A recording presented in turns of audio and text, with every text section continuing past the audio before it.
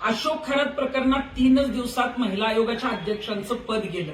माझी सुनेत्रा पवारांना विनंती आहे की आपण या पक्षाच्या राष्ट्रीय अध्यक्ष आहात आणि अशा व्यक्तीला आपल्या प्रदेशाध्यक्ष पदावरून जे आहे ती तातडीनं हकालपट्टी आता करणं गरजेचं आहे।